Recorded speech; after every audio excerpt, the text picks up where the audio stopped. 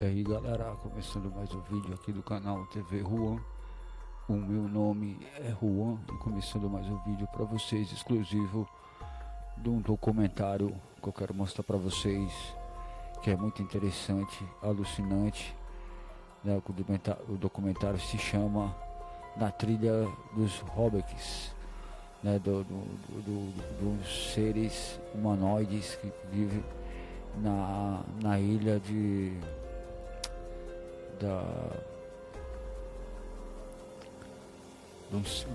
na ilha de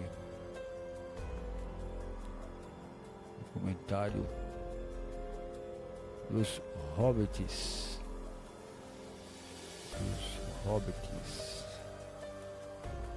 fica na ilha,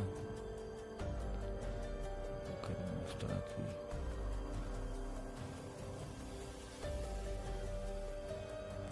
na ilha de Flores, na Indonésia, se não me engano, né? Na ilha de Flores, na Indonésia, se não me engano, acho que é na ilha de Flores, na Indonésia. Esse documentário de 2015, se não me engano, acho que é 2015, esse documentário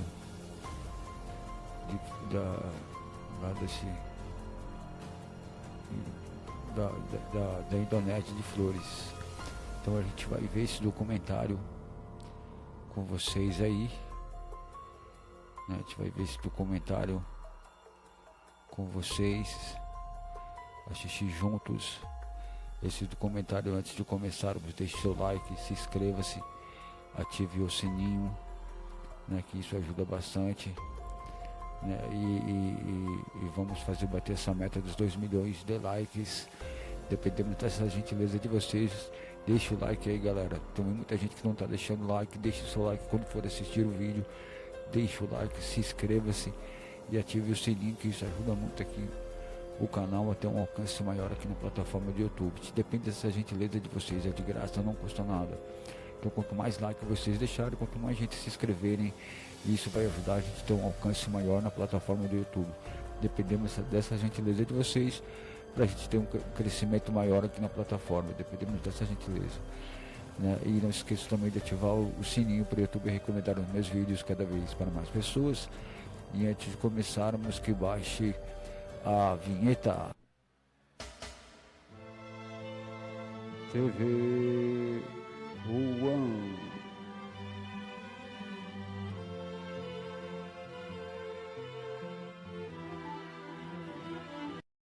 Então vamos lá, então vamos ver esse documentário, né, alucinante dos Hobbits, da trilha dos Hobbits, esse documentário da Indonésia de 2015, né, na trilha dos Hobbits, documentário falando sobre uma tribo de humanoides pequenas que existe na Indonésia, na ilha de Flores. Então a gente vai ver esse documentário e vamos nessa.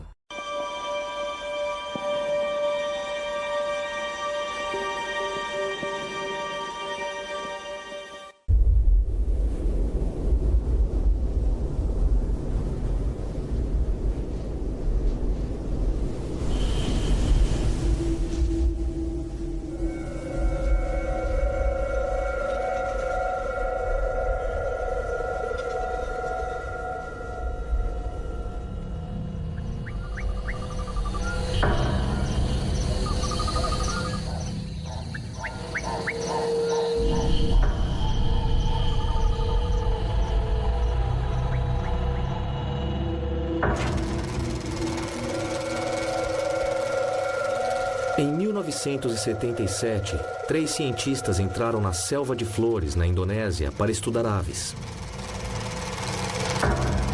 E somente um saiu vivo. O Dr. Timothy Darrow.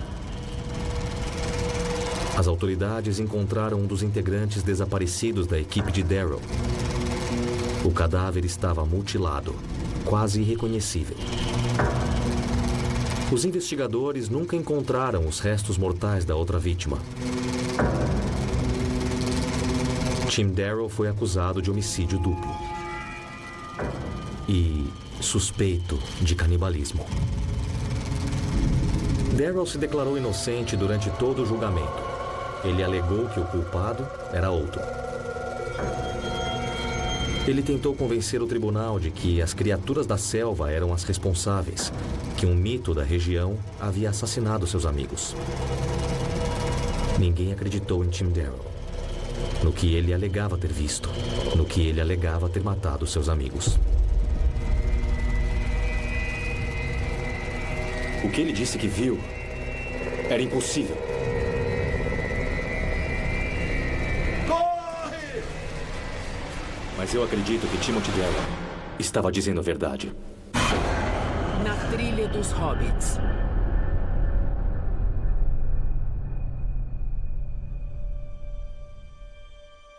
Tim foi o primeiro da família que cursou a faculdade. E ele terminou como PhD como cientista. Ele era um irmão mais velho maravilhoso. Quando a gente soube dos crimes de que ele tinha sido acusado, a gente não acreditou que ele faria aquilo. Eu descreveria o caso de Tim Daryl como o equivalente indonésio do julgamento de O.J. Simpson nos Estados Unidos. Ficou muito famoso na época. Tim Daryl, um ornitólogo americano, foi condenado pelo assassinato de um colega, Gary Ward, e de seu guia indonésio, Drajat Saputra, ou Red, como era conhecido. Mas ele não apenas os matou, praticou canibalismo. Foi por isso que nos jornais ele foi chamado de canibal americano. O corpo do Dr. Ward nunca foi encontrado. Mas os investigadores conseguiram localizar o corpo do Drajat Saputra. Havia fraturas graves. Havia várias marcas de corte até o osso. O crânio havia sido despedaçado. Órgãos haviam sido removidos. E o fato dele ter feito isso com um cidadão indonésio... indignação pública. A primeira coisa que eu pensei quando fui informado sobre Timothy Daryl foi que a multidão podia invadir a embaixada. Não é exagero dizer que nós estávamos preocupados com a maneira como Tim Daryl iria afetar a nossa posição em toda a região. É preciso levar em conta que ele foi condenado por matá-los com uma pedra. Enfim, o que ele fez foi uma selvageria. Os indonésios optaram por não executá-lo, o que foi mais do que podíamos pedir, uma vez que ele nunca havia desmentido a história que havia contado.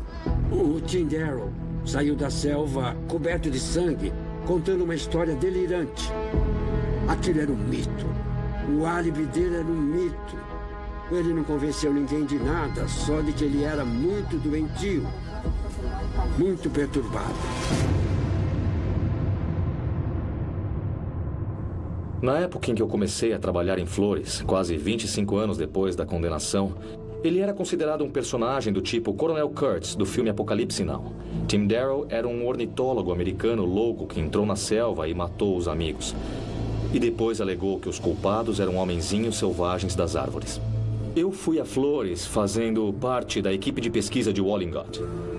Nós estávamos procurando indícios de rotas de migração humana primitivas para a Austrália quando descobrimos algo completamente inesperado. Nós encontramos uma espécie humana desconhecida. Uma espécie de homenzinhos selvagens. Hello everybody, welcome to the Royal Institution. Thanks for coming along to hear news of this remarkable discovery. Here we have a creature that was substantially different from modern humans, a totally new species of our genus, living on the planet at the same time as us. O Homo floresiensis pode ter sido a descoberta mais importante da antropologia de todos os tempos. Essa descoberta nos fez refletir muito sobre como a evolução humana se processa. A evolução sempre foi vista como uma linha de gorilas e antropóides que passam a andar cada vez mais eretos, até se transformarem no ser humano atual. Mas aquelas criaturas tinham cerca de 1 metro, que é a altura de uma criança do jardim da infância. Elas tinham o crânio muito pequeno e os pés bem grandes, algo extremamente diferente do que já conhecíamos.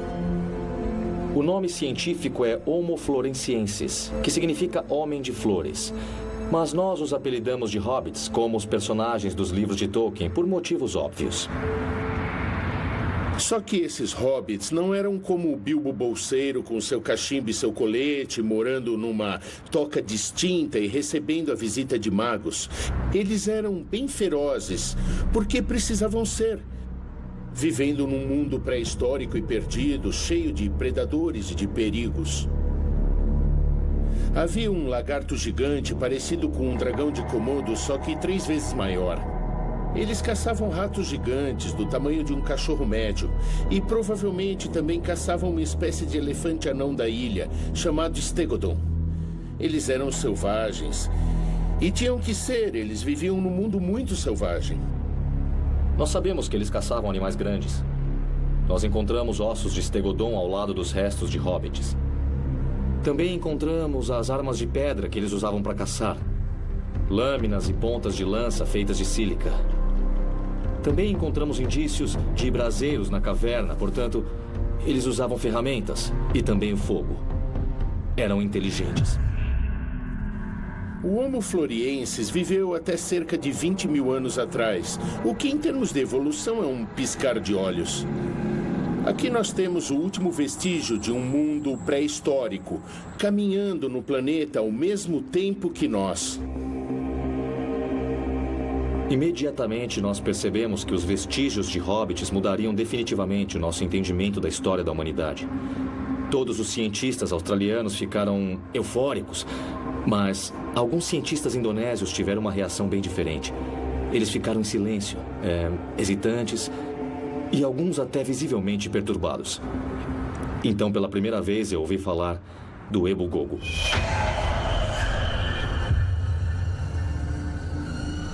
O mito ou lenda do Ebu Gogo é uma espécie de história de bicho-papão contada pelo povo Nag do centro da ilha. Ele é descrito como uma figura assustadora, feio, peludo e muito forte, mas fisicamente pequeno. A história do Ebu Gogo parecia ser apenas folclore até a descoberta do Homo floresiensis em outubro de 2004.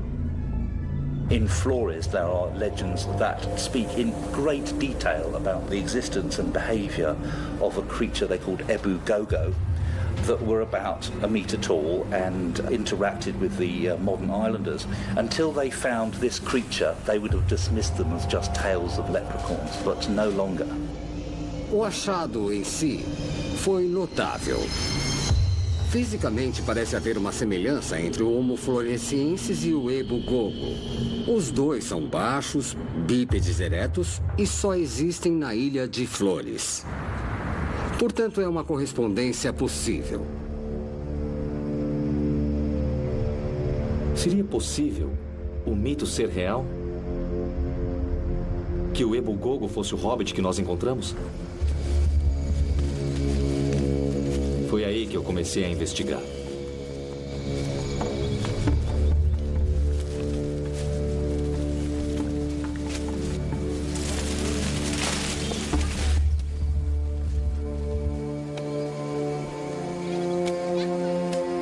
As descrições dos Nag eram variadas, mas consistentes. Todos disseram que o Ebu Gogo era pequeno e coberto de pelos. Eles disseram que os tinham visto em árvores, mas também no solo, andando sobre 2 pernas, que eles eram bípedes e que tinham medo deles. Pau, kita usah o pau. Aqui, di mo ko ali puno so. Pau. Di mo hai ana chu. Di mo hai. Kita ata. As descrições que os Nags faziam das criaturas haviam sido descartadas como folclore, como um equivalente do bicho-papão. Mesmo os Nag afirmavam que não os viam há mais de 100 anos. Mas uma pessoa disse que viu os Ebu Gogo mais recentemente.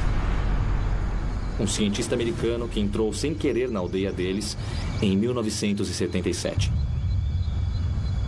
O senhor viu quando Tim Darrell saiu da selva e foi para sua aldeia. Em que condições ele estava? Imugulabia apa? Emu nuku, emu petalasu lasa, emu taka one, ishumi nia lima.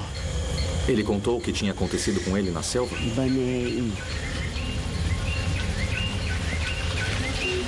É bom, Gugu. É bom, Gugu.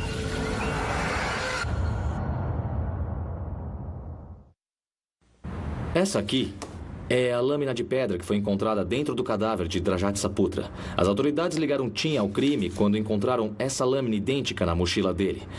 Essas duas lâminas foram a principal prova usada para acusar Tim dos 2 assassinatos, embora não se saiba o que aconteceu com Gary Ward. O corpo dele nunca foi localizado. Bom, e agora é que a coisa fica interessante. Essa foto é das lâminas de pedra que nós encontramos com os hobbits em 2003. São as armas que os hobbits usavam para caçar. Nós descobrimos essas lâminas mais de 25 anos depois do julgamento de Tim Darrow. E como podemos ver, elas são idênticas à suposta arma do crime. Ora, era impossível Tim Darrow saber deste detalhe, que elas existiam. Ninguém tinha conhecimento dessas lâminas antes de as encontrarmos. Nem na lenda Nag sobre o Ebogogo havia descrições sobre o uso de ferramentas ou armas, absolutamente nenhuma. Portanto, ou ele era um psicopata clarividente quando forjou seu álibi em 1977, ou a história dele procedia. Eu percebi que precisava falar com Timothy Darrow. Eu queria descobrir onde ele encontrou aquela lâmina. Foi um pedido estranho. Um cientista australiano queria entrar na prisão de Kerobokan para entrevistar um cidadão norte-americano condenado por homicídio duplo. O governo da Indonésia tinha que cuidar da papelada, precisava aprovar o que acabou acontecendo em 2006. Acho que eles não tinham a menor pressa. Afinal, o Timothy Darrow estava cumprindo 2 penas de prisão perpétua. Não sairia dali.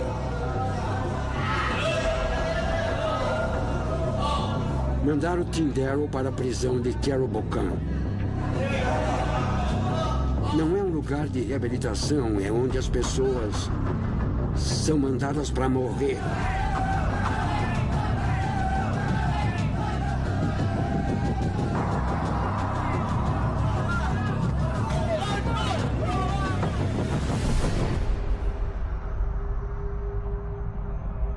Eu pedi para gravar esse primeiro encontro e eles autorizaram. Mas depois disso, não me deixaram mais filmar o Tim. Ele me contou o que viu. Me desculpa, Tim, só peço um pouco do seu tempo. Tudo bem. Vamos lá.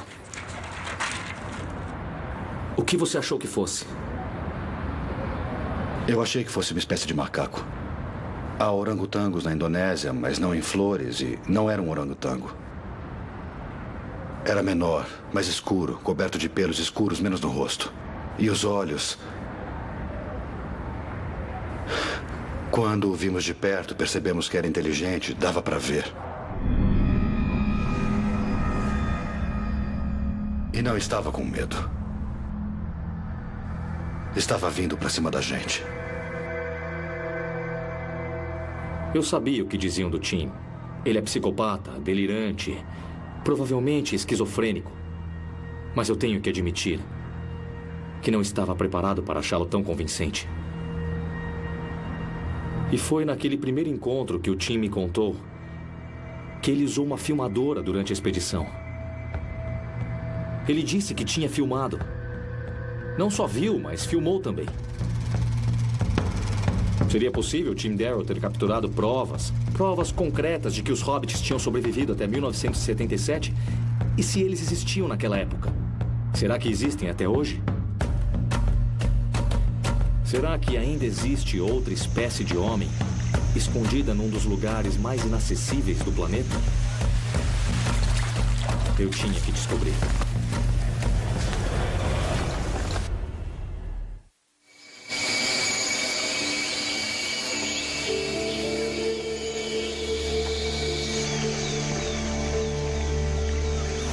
Depois de entrevistar Tim Darrow, eu me convenci de que havia elementos verdadeiros naquela história. Então, em 2012, com o dinheiro de um financiamento para documentário, eu fiz uma expedição com 7 homens ao interior de Flores. A gente está se aproximando do perímetro mais externo, onde Tim Darrow e seus colegas fizeram um estudo de campo em 1977. O local onde Tim alega ter encontrado eles. Onde ele diz ter visto as criaturas.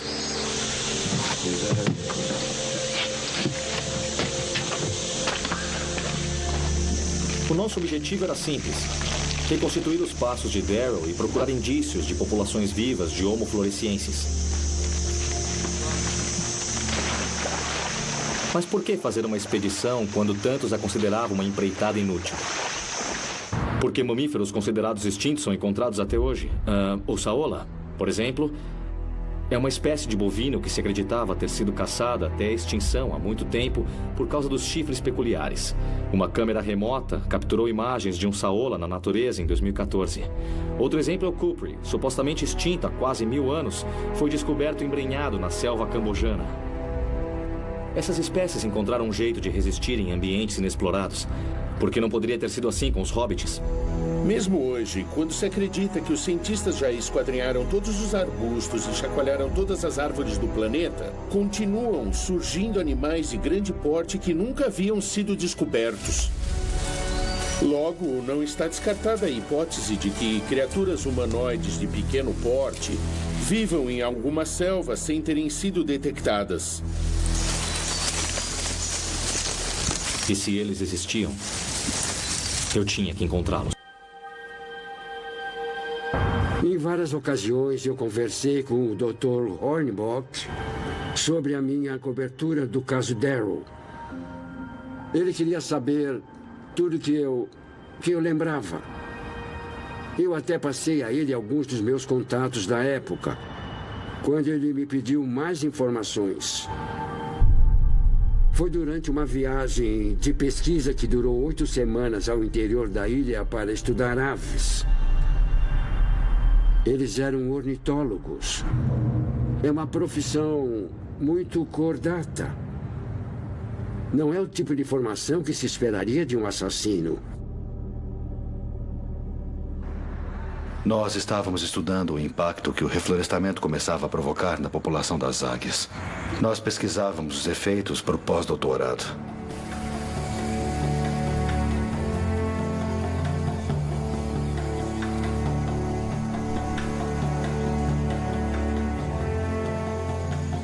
Foi difícil chegar ao local do estudo. Era estranho, mas era lindo. O Red era nosso ajudante, mas passou a ser nosso colega e amigo.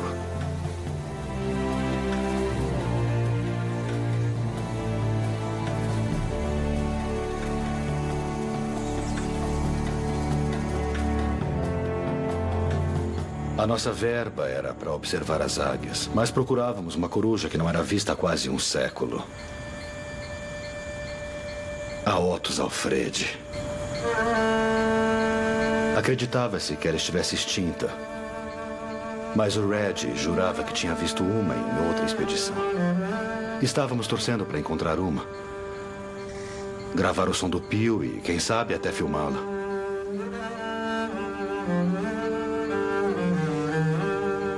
O nosso objetivo era encontrar uma espécie perdida. Irônico, não? Tim era um observador de aves desde quando eu me lembro dele. Eu imagino que fosse um hobby incomum para um menino que passou a infância em Bloomington. Mas ele adorava as aves. Ele sempre teve aves em casa. Eram os animais de estimação dele. Ele construía casinhas de passarinho, cuidava dos filhotinhos que caíam do ninho, essas coisas. Ele chegou a cuidar de um falcão fêmea que ele encontrou no campo. Ela tinha levado um tiro na asa. Mas ele a pôs para voar de novo. Quando soubemos dos crimes de que ele havia sido acusado, é evidente que não acreditamos. Mas quando surgiram fatos que comprovavam que o Tim havia mesmo feito aquelas coisas horríveis, foi muito difícil. Depois que nós nos mudamos, meu pai mandou não falarmos mais dele. Mas alguma coisa tinha acontecido com ele. Alguma coisa aconteceu.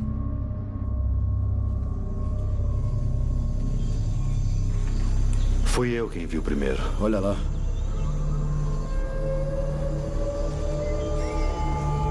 A marcação. A gente não vê coisas perfeitamente simétricas na selva. O que foi isso? Achamos que tivesse sido feita por uma pessoa. Tínhamos medo dos caçadores de cabeças. Esses caçadores haviam passado por lá uma geração antes. Mas a altura não batia. Era muito baixa.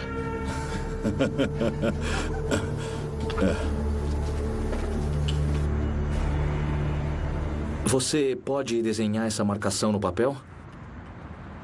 Segura para a câmera. Essas marcações nunca existiram. 20 policiais vasculharam uma área de 5 quilômetros e não encontraram nada.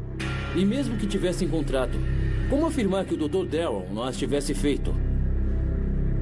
Eram as marcas do corpo do Drajasa Putra que nos interessavam. E essas, nós temos certeza de que foram feitas pelo Dr. Darrow. Ninguém acreditou na história dele na época. E nem devia acreditar agora.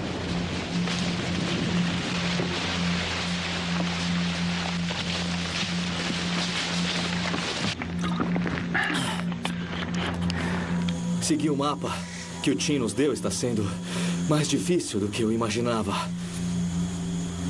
É uma caminhada de 30 quilômetros floresta dentro e a paisagem é muito diferente do que era em 1977. Muitas das referências que o Tim mencionou já não existem mais. Vamos continuar seguindo em frente para tentar localizar os lugares onde o Tim diz que ele e a equipe dele encontraram as criaturas. É isso que a gente tem que achar. Estávamos avaliando a saúde das águias, a barriga ruiva e a Nissatus flores. Ambas são raras e boa parte de sua dieta é composta por aves. Era isso que apanhávamos nas redes, algumas das aves que elas caçavam. Essas redes eram de nylon e elas ficavam presas nas árvores. É um jeito não letal de apanhar aves. Tocamos pios de aves no gravador para atrair as outras aves. Na hora a gente não deu muita importância, mas algumas redes tinham sido arrancadas.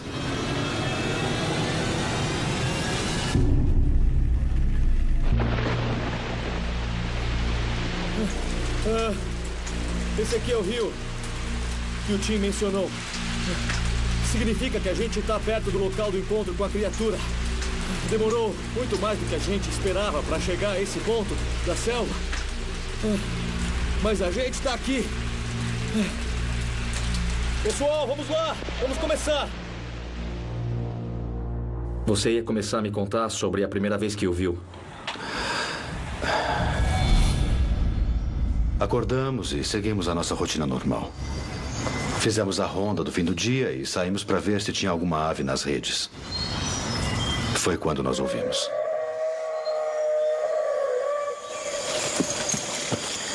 Ouviu isso? Ouvi. Vamos procurar.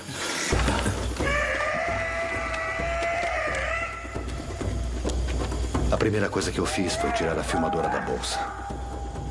E comecei a correr na direção do som.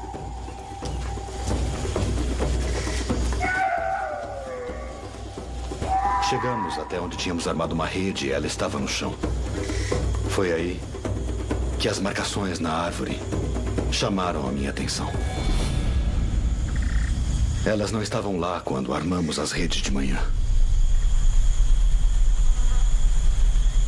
O Gary viu primeiro. Lá em cima, lá em cima! Filma, filma, filma, filma, filma!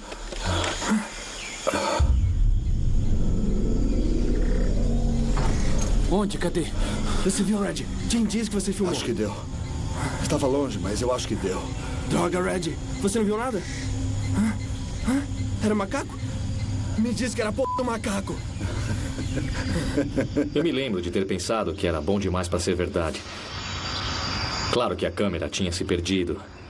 Ele disse que a tinha perdido na selva antes de sair.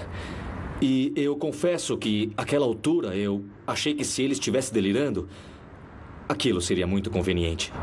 Ele sempre poderia alegar que havia uma prova de que ele estava falando a verdade, já que ela nunca seria encontrada. O Tim tinha certeza de que a câmera tinha se perdido. Mas as gravações de áudio, aquelas que ele disse que eles tinham feito da voz da criatura, aquelas podiam ter se salvado. Ele disse que seu gravador, Nagra, tinha a possibilidade de estar com as autoridades indonésias. Ela estava na mesma mochila que a lâmina de sílica apresentada como prova no julgamento. Então, eu comecei a investigar. O Dr. Hornbeck me contou que ele estava procurando e eu disse que não me lembrava especificamente dos objetos que tinham sido recuperados na época. Todos os objetos que os indonésios recuperaram na selva e foram considerados irrelevantes para o caso foram devolvidos depois do julgamento. Nós fizemos uma inspeção bem rápida, encaixotamos tudo e mandamos para a universidade deles em Illinois. Aqui! Aqui! Achei! Vem aqui! Aqui! As marcações. São as mesmas do Tim. Pessoal, vamos montar uma armadilha. Se eles voltarem aqui, pode ser que a gente capture um. Ei, rápido!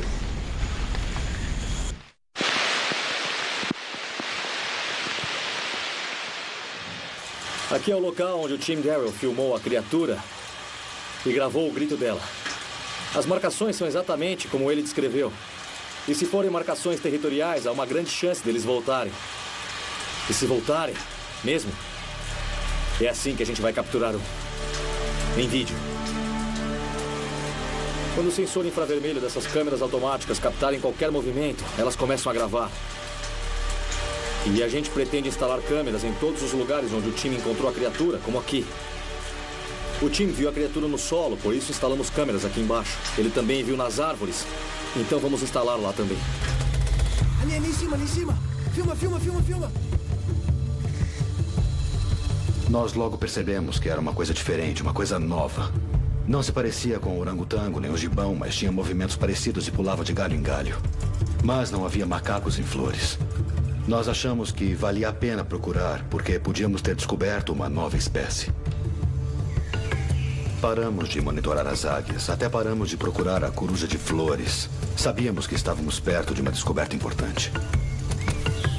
E já sabíamos que eles eram atraídos pelas redes das aves. Então começamos a tocar gravações de várias espécies de aves da região. Ficamos torcendo para vê-lo melhor. O Red ainda não tinha visto e eu queria fazer mais imagens dele. Sentamos num abrigo improvisado e ficamos observando e esperando.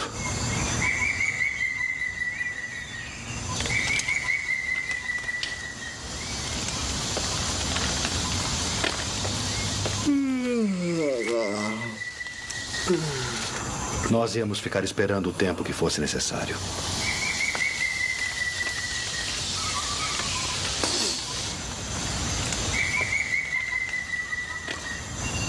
Eu acho que quem espera sempre alcança. Hein, que foi? Quieto. Onde? Estávamos olhando nas árvores. Meu Deus do céu. Mas não era lá que deveríamos olhar.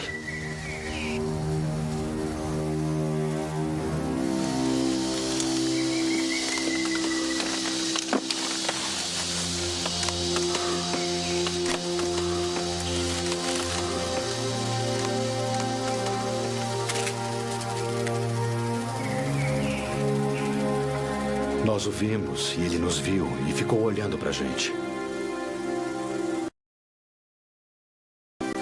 Eu me lembro que ele se virou antes de desaparecer. Ele se virou para olhar mais uma vez. E depois desapareceu na floresta.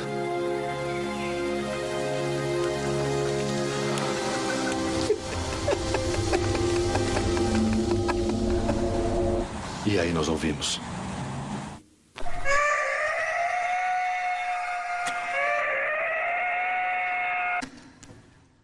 Nós localizamos o gravador Nagra. Ele estava na sala de equipamentos audiovisuais da universidade juntando pó. As gravações não tinham sido catalogadas porque quem as fez nunca mais voltou para Illinois para documentar os achados. Então, quase 35 anos depois do acontecido, aquilo era uma nova descoberta. Incrível. Escutem isso.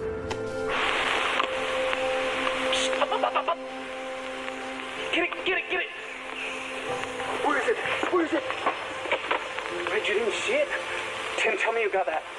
I think so. It was far away, but I think so. Damn it, you didn't see it at all? That was an ape. That was a ape. Os gritos, gravados no Nagra, foram enviados a 6 dos maiores primatólogos do mundo. Todos concordaram que se tratava de um primata, mas nenhum soube dizer qual.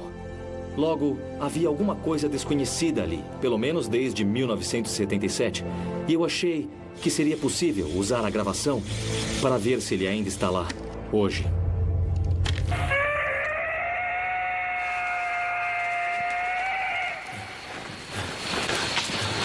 Eu acho que é aqui. Foi depois de achar o gravador que eu comecei a planejar a expedição para procurar a criatura que o Tim descreveu. E achei que nós podíamos aproveitar a gravação dos gritos. Assim? Isso. Aquele. Nós vamos instalar este alto-falante com uma câmera na copa da árvore. E daqui vai sair o grito que o Tim gravou em intervalos regulares, dia e noite. Yes! Solta!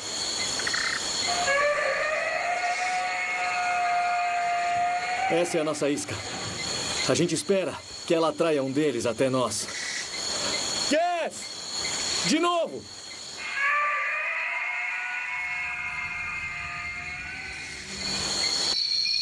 Àquela altura, você achou que estivesse em perigo? Não. Eu não achei. Não, pelo menos o Gary e eu não, mas... O Red também não sabia o que era e acho que estava pensando no mito. Sobre o Ebugogo e as histórias sobre ele.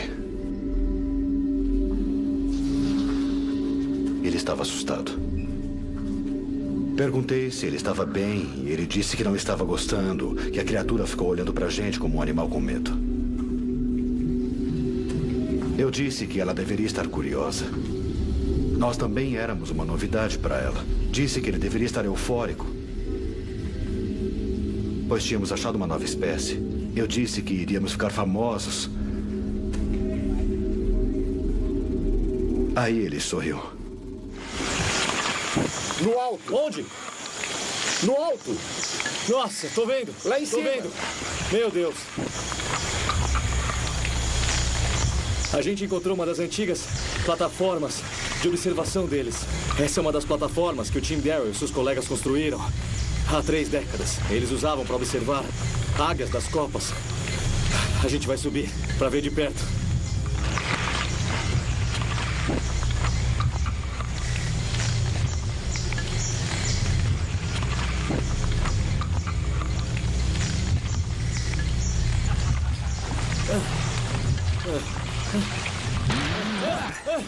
Tudo bem? Ok.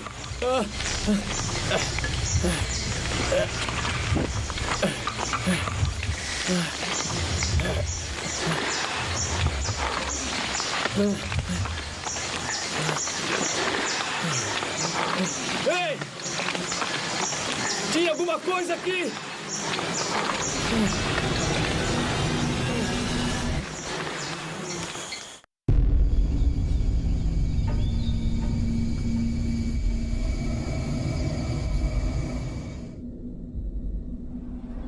E quando vocês o viram de novo? Nós não vimos. Nós apenas ouvimos. Os gritos começaram algumas horas depois que nós pegamos no sono. Lanterna. Cadê a lanterna? Nós saímos na direção dos gritos.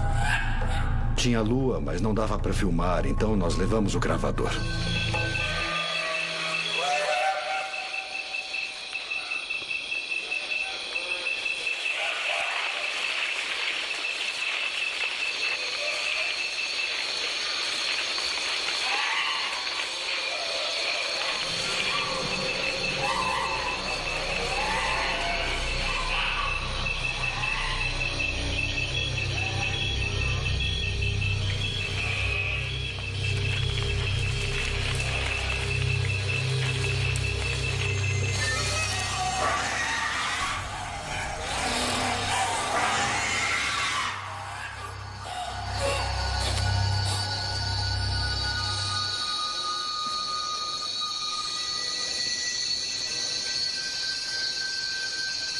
Porque eles não param de gritar.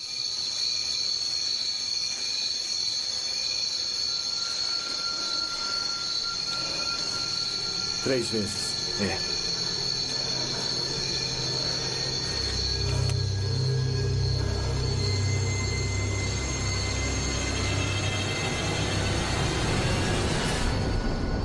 O chimpanzé mata com força bruta, ele despedaça a presa e... Não foi isso que vimos.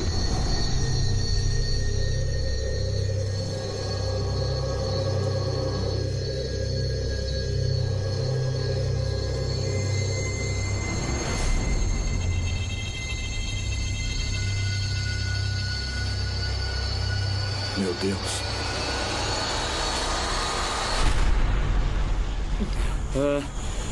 Aqui é onde o Tim viu a criatura nas árvores pela primeira vez. E aqui é de onde a gente acabou de sair. É onde o Tim filmou ele do abrigo. E ali é o Ebu-lobo, o vulcão, a lenda dos Nagi. Diz que as criaturas vivem nas cavernas, nas encostas da face ao norte do Ebu-lobo. A gente está indo para uma aldeia Nagi chamada Ua, que fica ali, à sombra do Ebu-lobo. O povo Ue se mudou para o alto, nas encostas do Ebu-lobo. Aos poucos, eles foram entrando em contato com os Ebu-gogos que moravam nas cavernas, mais para o alto, no vulcão. Eles logo descobriram que os Ebu-gogos estavam roubando as plantações e atacando. E o problema, aparentemente, piorou. Existem histórias sobre a abdução de crianças. Dimuhai, anachu. Dimuhai. Kita ata. Kita ata. Sugere-se que eles praticavam canibalismo. Oi.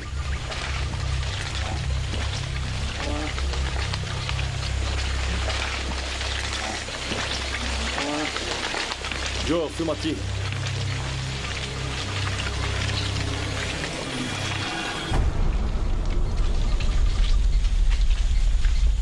Ryan, o que é isso? É um aviso. Ebu-gogo vem na aldeia e eles vão ser queimados. Ebu-gogo avisa.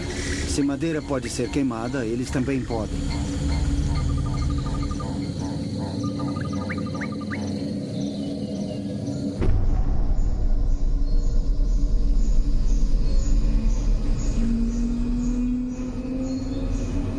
Assim que amanheceu, começamos a levantar acampamento.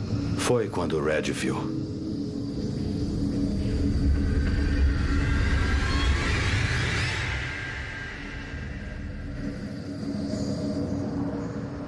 Eles entraram no acampamento. As pegadas estavam voltadas para a entrada, como se estivessem nos espiando. E devem ter espiado o tempo todo. E aí o Red disse... Ebu-gogos estão seguindo a gente.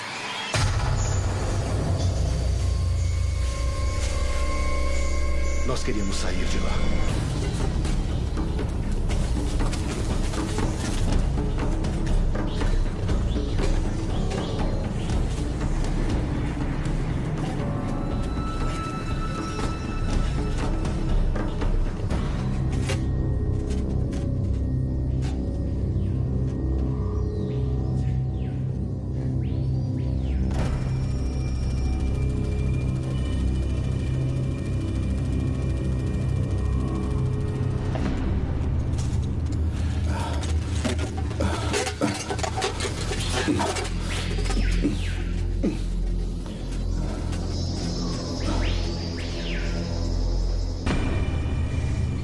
Isso que a gente está vendo aqui é extraordinário. Esse homem afirma que viu as pegadas deles quando era jovem. As pegadas do Ebu-gogo, perto do vulcão. Ele desenhou corretamente a posição do primeiro osso metatarso, com o dedão saliente aqui. É grande assim? Qual o tamanho? É assim?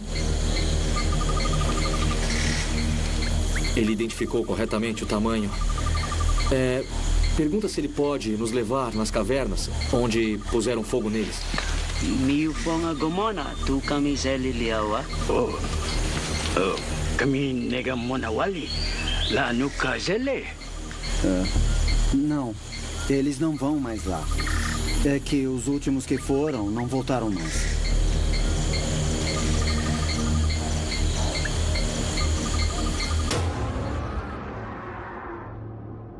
Como eu disse, eles acreditam que os Zebugogos são uma ameaça às crianças. Por isso, eles decidiram que iam tentar eliminar todos eles.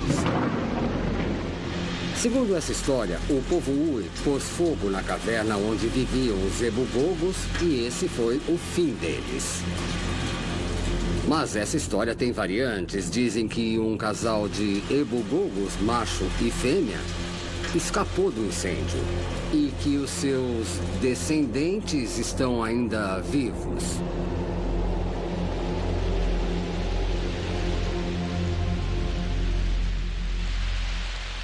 Bom, pessoal, vamos pegar as lanternas, descer e dar uma olhada.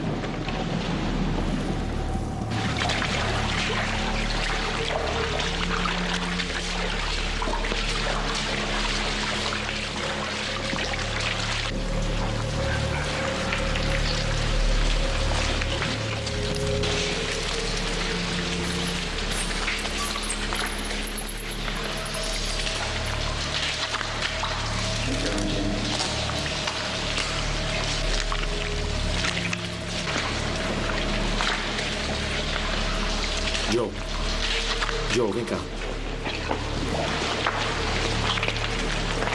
Olha isso. Tá chamuscado. Parece o osso pélvico de um quadrúpede pequeno. Ele foi cortado. Aqui. Olha as marcas. Isso era comida.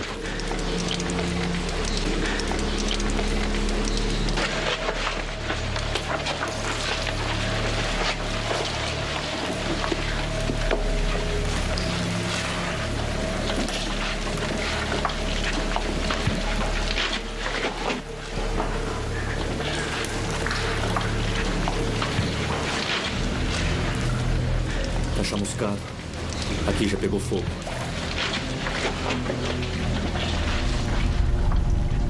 Mais ossos. Joe! Joe!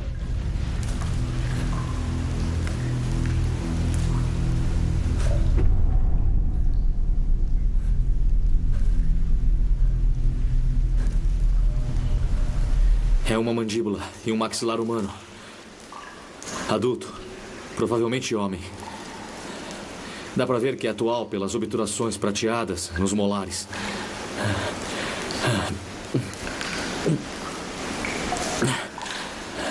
Eu não gosto de especular, mas talvez a gente tenha encontrado os restos mortais de Gary Ward. Eu vim a Flores em busca de uma criatura ligada à morte de 2 cientistas 35 anos atrás. Eu não podia imaginar que eu pudesse achar os restos de um dos cientistas.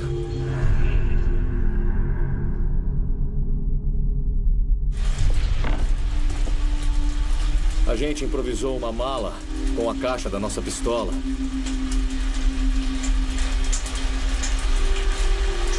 E vamos levar esses ossos para serem examinados em Jakarta. A gente encontrou mais alguns ossos de animais, mas nenhum de humanos. Mas eu acho que a gente já encontrou o osso mais importante da caverna.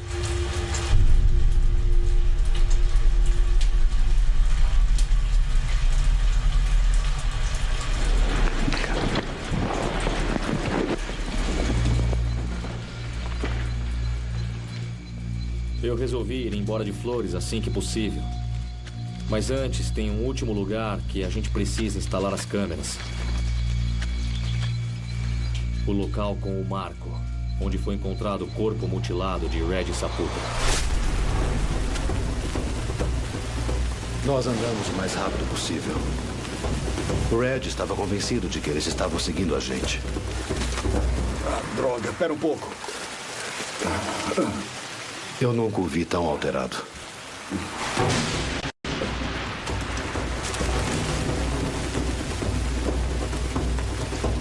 O Red era de Flores. Ele conhecia a selva melhor do que qualquer um.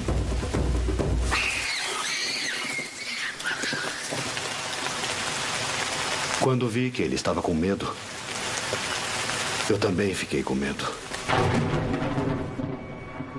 Nenhum de nós quis acender a fogueira aquela noite. Nós também não usamos o fogão. Comemos tiras de carne seca com manteiga de amendoim.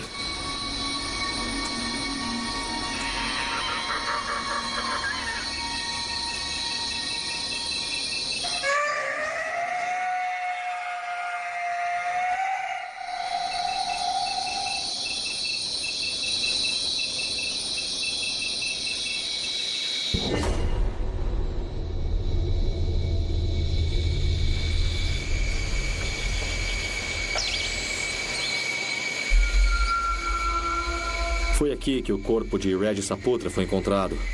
Como estava aqui, ele deixou de ser apenas um local marcado no mapa. Principalmente agora que podemos ter encontrado os possíveis restos mortais de Gary Ward. Os meus guias me disseram que, para os Nags, este lugar está manchado de sangue. Esses crânios foram colocados aqui para afastar o mal. Com certeza, esse lugar tem uma vibração. A gente simplesmente sente. Dá para sentir que foi cometida uma atrocidade aqui.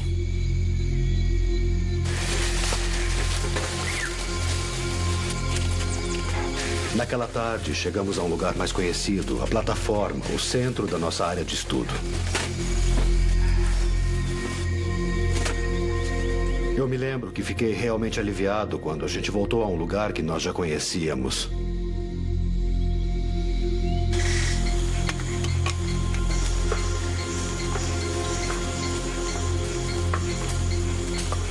Eu estava andando atrás do Red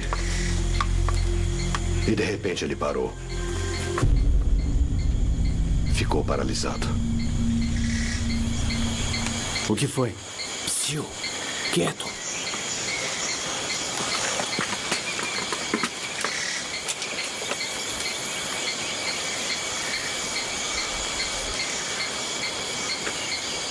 Foi aí que eu ouvi o que fez o Red parar.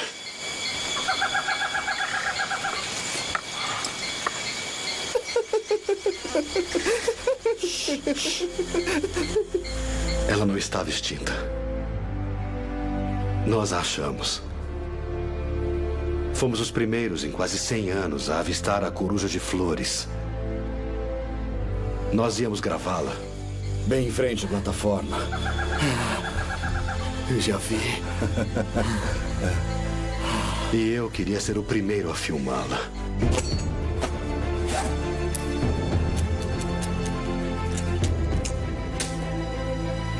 Pronto? Acho que eu nunca escalei uma árvore tão rápido.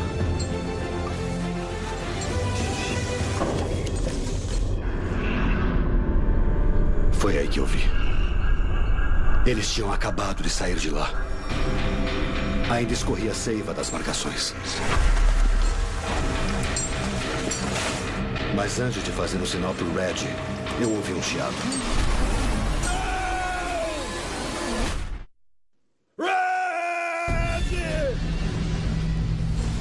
Eu desci tão depressa, me esqueci de pôr as luvas.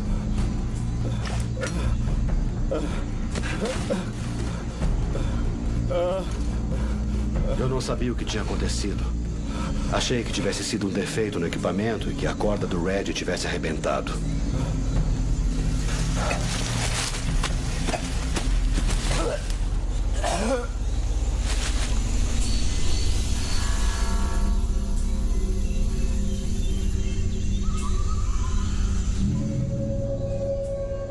O Gary ficou arrasado. Desculpa. culpou, se sentiu responsável. Ele armou as cordas e achou que a culpa era dele. Eu falei que a culpa não era dele. Foi a corda, que devia ser um ponto fraco na corda. Não foi culpa dele. Não foi culpa dele.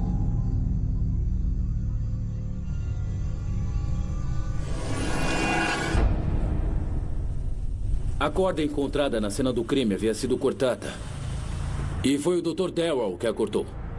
Do mesmo jeito que cortou o corpo do Rajat Saputra depois da queda, antes de mutilá-lo. A história dos cortes nas mãos, do defeito no equipamento, do Ebu Gogo, tudo isso foi uma tentativa delirante de enganar os investigadores e até ele mesmo. A avaliação psiquiátrica feita na época concluiu que aquela história foi uma tentativa dele não enfrentar a própria culpa. Mas como o Darrow podia ter cortado a corda com o Gary Ward olhando? Os investigadores acreditam que o Dr. Darrow matou o Dr. Ward antes de cortar a corda do Rajat Saputra.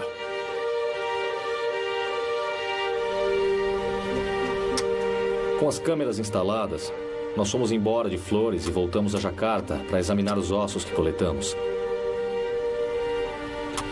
O exame de DNA do maxilar não deu certo. Ele estava muito queimado e já não havia DNA para ser coletado. Mas as autoridades conseguiram identificar a quem ele pertencia, só que de uma forma mais tradicional, pela análise da arcada dentária. Nós não encontramos os restos do Gary Ward. Eram de outra pessoa. Ele era um engenheiro florestal da Indonésia, que desapareceu na década de 60. O nome dele era Karim Natelagawa. E ele estava fazendo o levantamento da área para o corte de árvores a mais de 3 quilômetros da caverna onde foi encontrado. A polícia se apossou do maxilar, mas eu não sei se vão reabrir o caso oficialmente. Se abrirem, pode ser que estejamos buscando o mesmo agente. Porque, aparentemente, havia um canibal à solta. Muito antes do Tim Darrow chegar a Flores. Por incrível que pareça, os restos de animais que coletamos foram mais relevantes para a nossa expedição. A análise mostrou que os sulcos nos ossos dos animais que encontramos foram feitos com uma lâmina pequena. Através da microscopia eletrônica foram detectadas partículas de sílica nos chanfros. Os cortes foram feitos com lâminas de pedra, semelhantes às armas dos hobbits que nós descobrimos na escavação de 2003. Apesar dos ossos estarem chamuscados, conseguimos coletar o DNA deles e assim saber que eles eram de animais contemporâneos. Eram de presas recentes. Ainda existe uma criatura na selva de Flores, caçando com uma arma semelhante àquela que Tim Darrow foi acusado de usar para matar seus amigos em 1977. Mesmo depois que provas altamente incriminadoras foram apresentadas no julgamento, como as lâminas de pedra e a corda cortada, ele manteve a sua versão. A história era tão delirante que as provas foram irrelevantes. Ele era um cidadão americano, por isso eu fui enviado para acompanhá-lo durante o processo judicial. O psiquiatra do tribunal concluiu que ele tinha tendências esquizofrênicas e acreditava na própria história. Eu concordei com as conclusões do tribunal e desconsiderei completamente o que ele tinha a dizer. Só bem mais tarde eu entendi o que tinha acontecido de fato. Hoje eu sei que foram eles.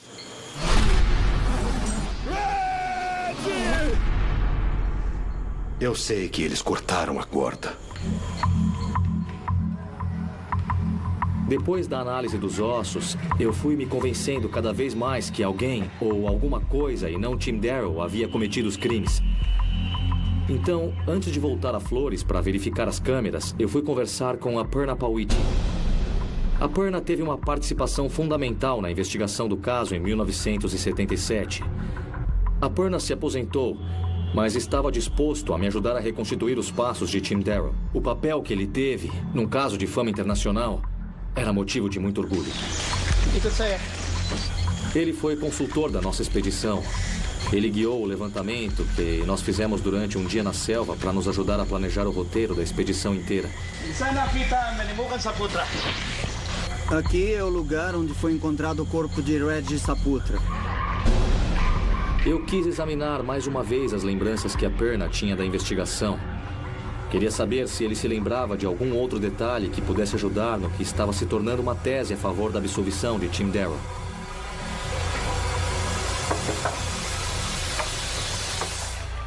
Hello, Richard! Como vai? Tudo bem? Silakan. Obrigado. Ele insistiu em me mostrar uma coisa. Uma coisa de quando ele trabalhou no caso Darrow. Ele tinha uma gravação em VHS da reportagem do noticiário indonésio, em que ele aparecia. Foi a primeira vez que eu vi a reportagem. Eu tinha visto fotos da cena do crime, mas o filme deixava muito claro o horror que aconteceu ali. Então, bem no final das cenas, eu não conseguia acreditar no que eu vi. Eu não sabia falar rebobinar em indonésio, então eu comecei a gritar. Eu deveria ter gritado. Mas eu não conseguia acreditar no que eu estava vendo. No meio de todos os pertences recuperados, tinha uma coisa que eu achava que estava perdida para sempre.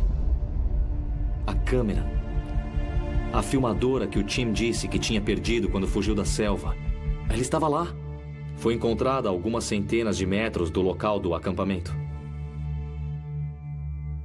Nem o consulado, nem a universidade tinham registro do recebimento da câmera Super 8 do Tim. Àquela altura, eu só tinha uma esperança. Me disseram que o protocolo seria devolver todos os objetos pessoais à família do Tim. Mas não havia registro do lugar onde a família Darrow tinha se mudado quando saiu de Bloomington, Illinois, pouco depois da condenação do Tim. Era como se eles tivessem desaparecido, junto com qualquer chance de provar que a história que ele vinha contando havia mais de 30 anos podia ser verdadeira.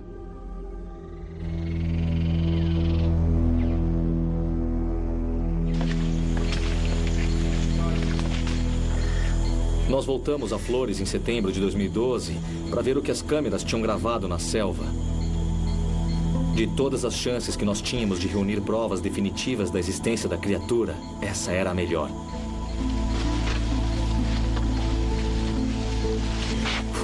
Só uma pequena parte da equipe participou dessa etapa da expedição para verificar as câmeras. Essa daqui não tinha nada, mas ainda tem muitas para olhar, então eu estou muito otimista. Obrigado. Muitas câmeras foram ligadas, mas não dá para saber como elas ligaram.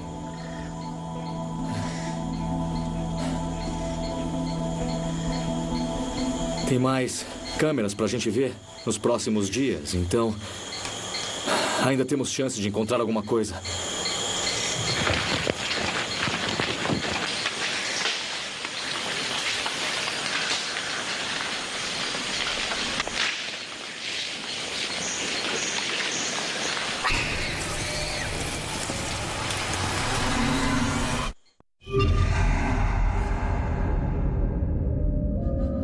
Pau, kita usah ke pau.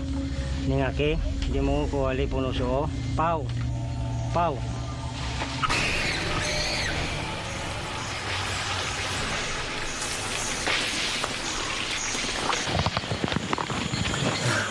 Era um macaco. A agitação nas copas das árvores era de macacos. Deve ter acontecido alguma coisa lá em cima que eles não gostaram. Um piton, talvez uma águia. O grito deve ter sido de alarme para o bando. Bom, beleza, vamos nessa.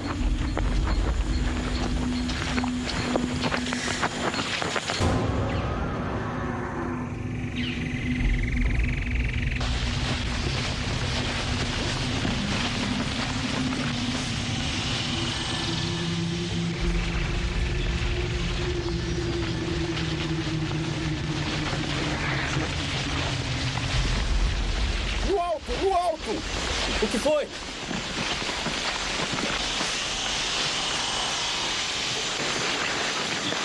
Ali!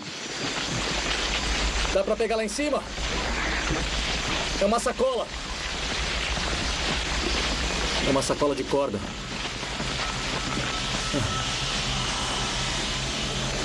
Pela proximidade do local onde encontraram o corpo e a sacola laranja, essa deve ser a árvore de onde o Red Saputra caiu. Vamos lá, pessoal.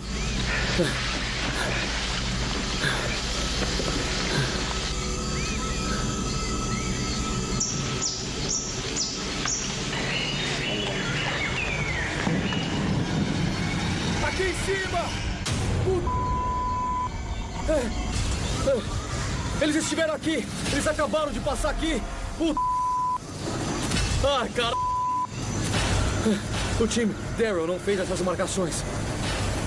Elas são recentes.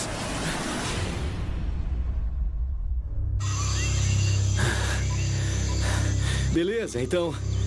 A gente encontrou marcações recentes junto da plataforma. E quem as fez acabou de passar por aqui. Dá pra saber por causa da seiva. Tá pegando aqui?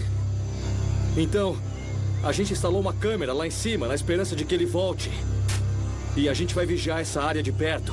A gente vai voltar pra cá depois de verificar as outras câmeras.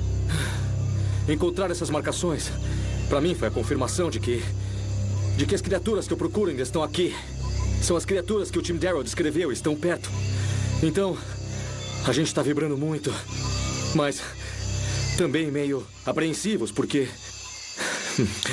sabemos do que elas são capazes.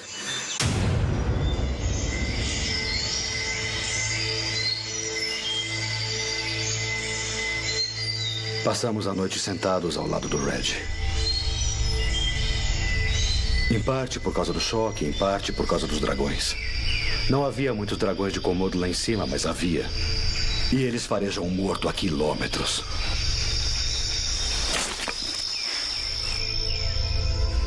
Por isso passamos a noite ao lado do Red. Tínhamos que enterrá-lo no dia seguinte.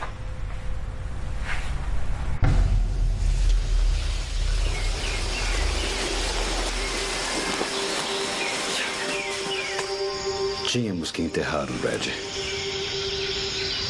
Levamos algumas horas para levá-lo até o rio. Lá havia pedras e a terra era mais fofa. Não tínhamos ferramentas para cavar muito fundo. Por isso, tínhamos que enterrá-lo perto do rio e cobrir com pedras. Protegê-lo com pedras.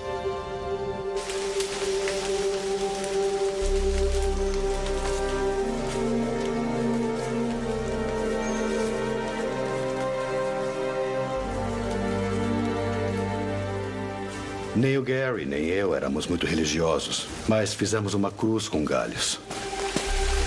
E tentamos fazer uma oração.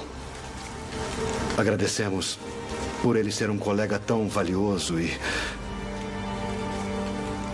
por ele ser um amigo tão estimado.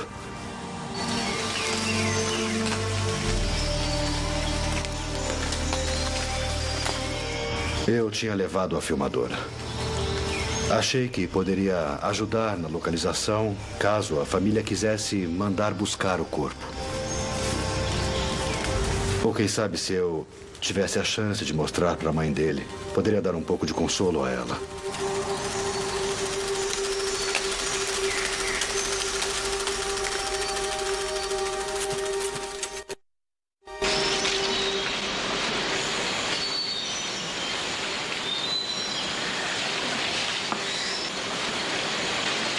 Então, voltar aqui é difícil para todos nós. O pessoal não quer acampar aqui, eu entendo a resistência deles. Vamos entrar na selva para montar o acampamento. Bom, pessoal, quando estiverem prontos, a gente vai embora.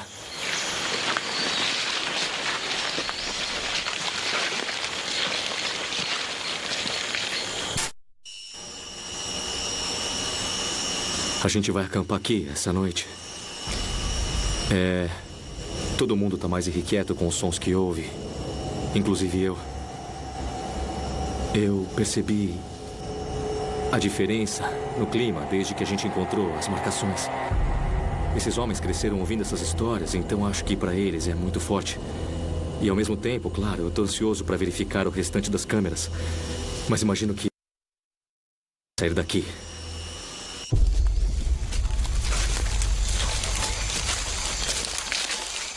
Saímos em direção ao acampamento da noite anterior.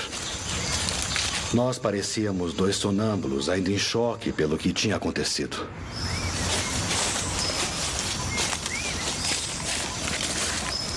Até um grito nos tirar daquele estado.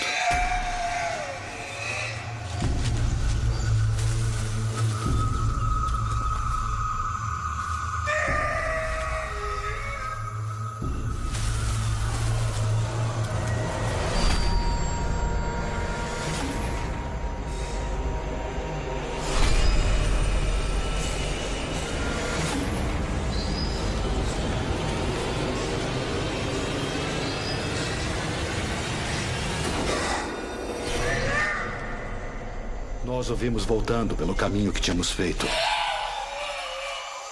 Ele tá indo na direção do Red.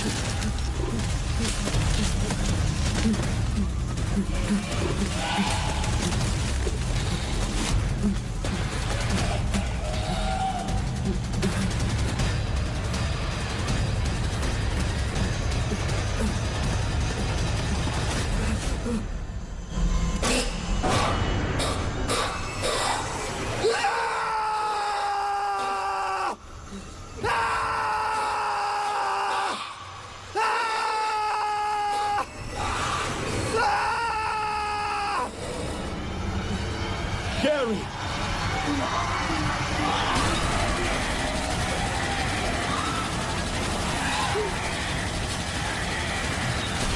Corre!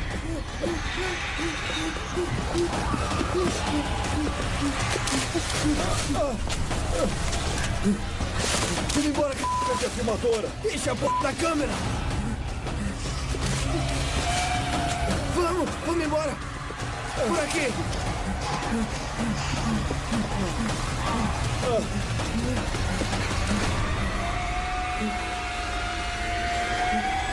Corre!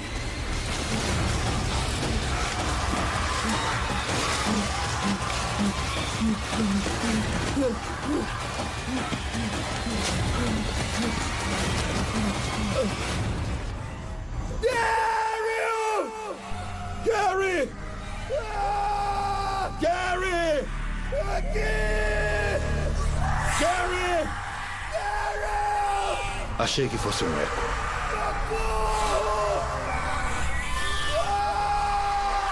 Mas não era eco. Eram eles. Levanta! Levanta!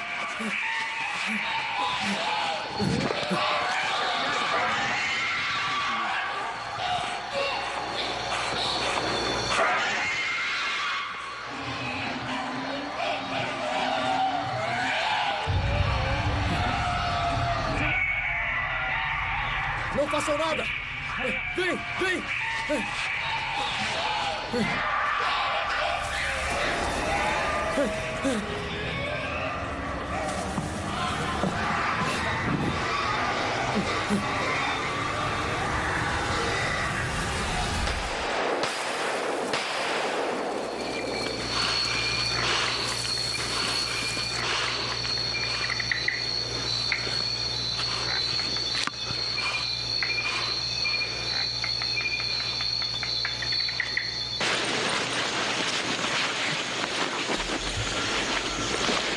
A minha principal responsabilidade é a segurança da minha equipe.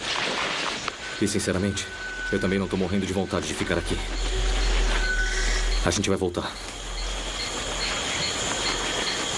Vamos nessa, vem.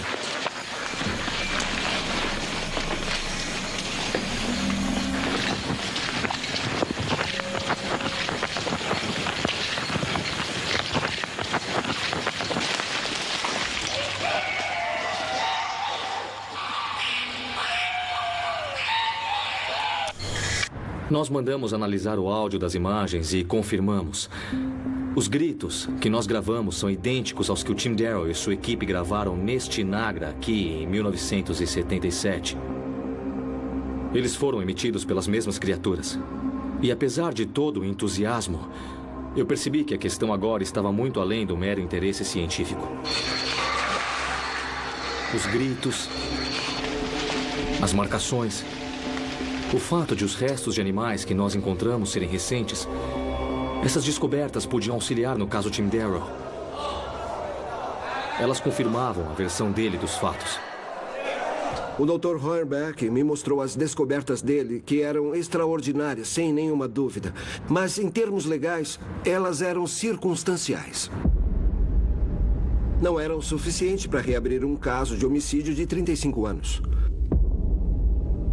Sem provas irrefutáveis da existência da criatura que o Tim Darrow descreveu, nós não conseguiríamos que o caso fosse reexaminado. Nós tínhamos que encontrá-las. Nós precisávamos de provas de que os hobbits continuavam lá. 3 meses depois, eu organizei outra expedição ao interior de Flores. Nós estávamos mais precavidos, mais bem armados e com expectativas bem maiores de encontrá-los.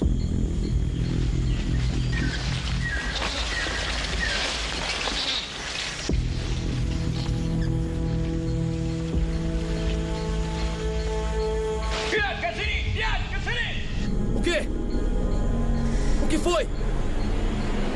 O que aconteceu? O que ele disse?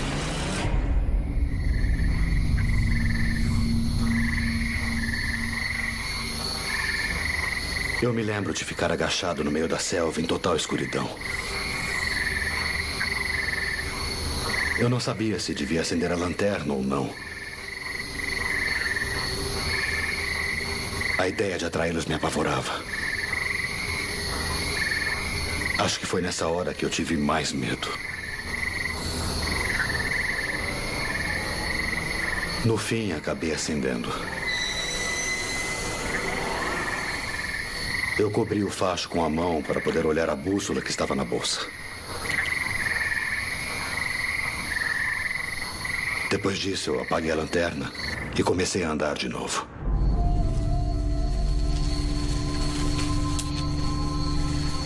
Eu fui andando e andando até não conseguir mais.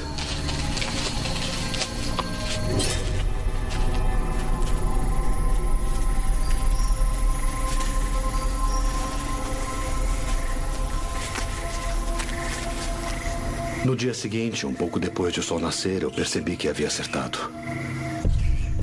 Eu vi uma das águias do nosso estudo passar voando. Uma com as penas das asas chanfradas. Ela estava indo para o ninho e eu sabia que ele ficava perto do rio. Se eu seguisse o rio, eu conseguiria sair.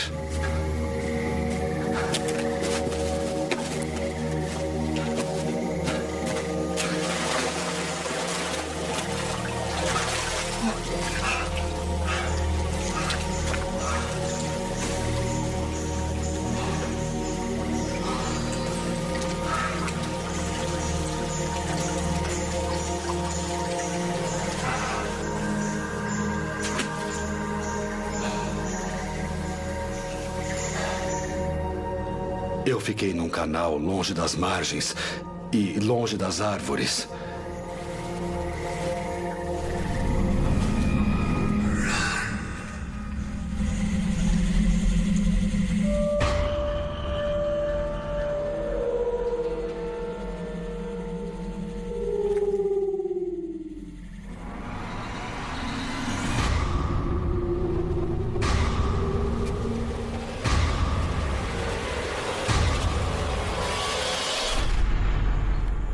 Tem algum problema lá em cima.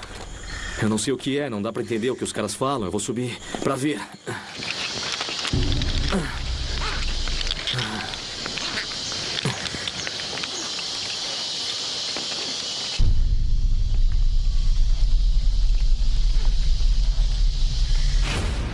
Meu Deus. Eles passaram por aqui. A gente colocou uma câmera e um alto-falante aqui em cima.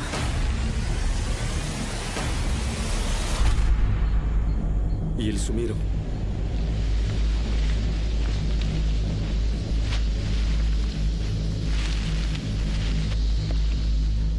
Eu achei! Tá aqui!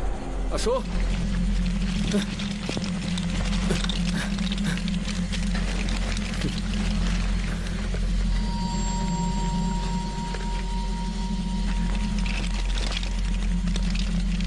Vem, pessoal.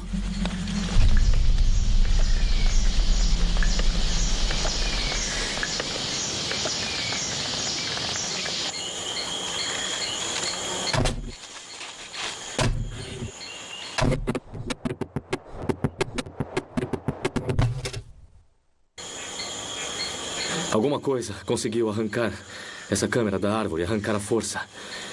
Isso a uns 30 metros do solo.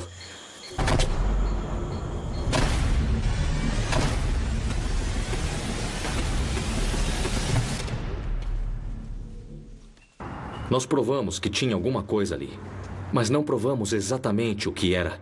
Os nossos dados eram muito sugestivos, mas não conclusivos. E nós não tínhamos achado nada ali que pudesse ajudar o Tim. Nós não conseguimos filmar, mas o Tim Darrow conseguiu. O Dr. Hornbeck comentou comigo que estava procurando algum membro da família do Timothy Darrow. Os pais tinham morrido havia alguns anos. Através do Departamento de Estado, eu localizei a irmã do Timothy. O nome de casada dela é Susan Clemens. Nós tínhamos um endereço em Parsons, no Kansas, e um número de telefone. Demorou um tempo para eu conseguir falar com ela no telefone.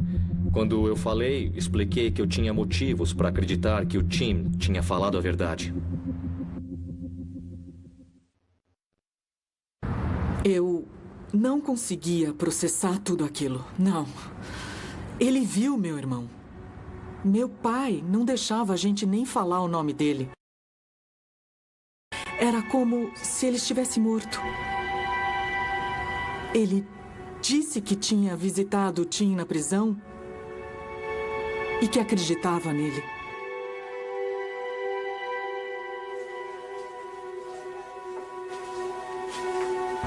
A gente nem podia falar o nome dele. Naturalmente, ela ficou muito emocionada. Mas depois que eu contei as minhas descobertas, eu pude perguntar o que eu queria saber. Algum dos pertences do Tim tinha sido devolvido para ela ou para a família? Alguns anos depois do julgamento, chegou uma grande caixa. Meu pai nem abriu. Ele a deixou na calçada para o caminhão do lixo levar. Mas eu fui até lá e trouxe a caixa para dentro. Afinal, ele era meu irmão. E além disso, eu não podia deixar a última coisa que sobrou dele ser levada embora com o lixo. A probabilidade da câmera ter voltado era pequena. A probabilidade do filme ter deteriorado era grande. E a probabilidade de ter alguma coisa naqueles filmes era de que o Tim Darrow teria a chance de provar a sua inocência. A câmera estava com a irmã.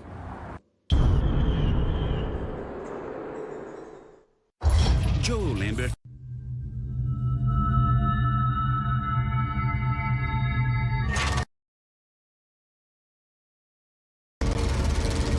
Três rolos de filmes haviam sido recuperados da câmera Super 8 do Tim Darrow. O primeiro mostra claramente uma criatura antropóide pulando de galho em galho nas copas das árvores. Red, you didn't see it? Tim, tell me you got that. I think so. It was far away, but I think so. Damn, Red, you didn't see it at all? That was an ape. That was a ape.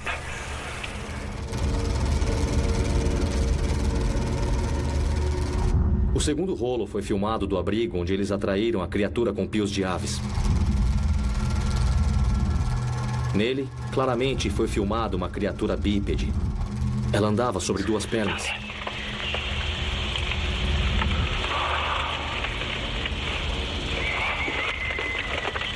O mais importante nesses dois rolos é que eles demonstram que o Tim filmou uma criatura que se movimentava pelas árvores e que era capaz de andar no solo. Exatamente como nós vimos que os hobbits eram ao analisar os ossos. Exatamente como nas histórias dos Nagi.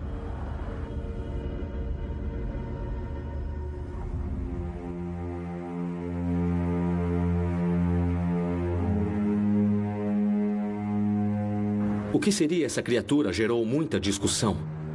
Existem várias teorias a respeito. Especula-se que pode ser um macaco da família dos pongídeos, um parente do orangotango. Que poderia haver uma população de orangotangos em Flores que evoluiu de forma independente e desenvolveu características incomuns. Outra teoria afirma que seria uma subespécie de macaco de coloração variada e bipedalismo eventual. O único aspecto que não foi debatido é se essa criatura já havia sido avistada. A minha interpretação? Eu acredito que o Tim Darrow filmou é da mesma espécie que os ossos que nós encontramos na escavação das cavernas de Liangbua.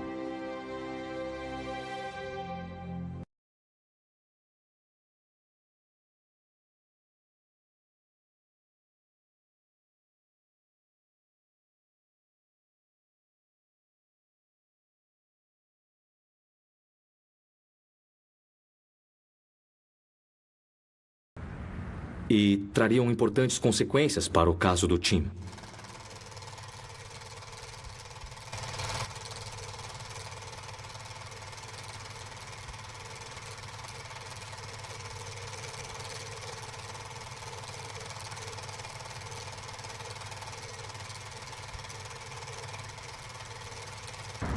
Os filmes, sem dúvida, são muito convincentes e parecem corroborar o relato que o Timothy Darrow fez dos fatos. Com base nas novas provas, nós íamos pedir a reconsideração desses filmes num tribunal norte-americano e depois faríamos uma petição ao governo da Indonésia para extraditar o Timothy Darrow de volta para os Estados Unidos. Quando encontrei o Tim pela primeira vez no hospital, foi com a finalidade de aconselhar. Depois que eu vi as imagens, eu me arrependi profundamente. Por quê? O fato é que eu teria aconselhado diferente se eu considerasse que ele dizia a verdade. Mas como todo mundo, eu não considerei o que ele disse. Eu fui a única pessoa designada para ouvi-lo e tentar ajudá-lo.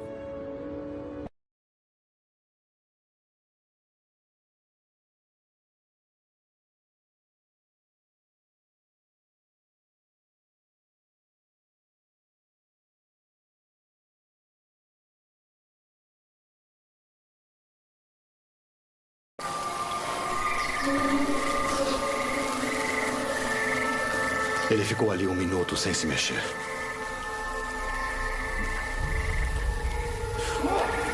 Eu fiquei olhando enquanto ele olhava para mim.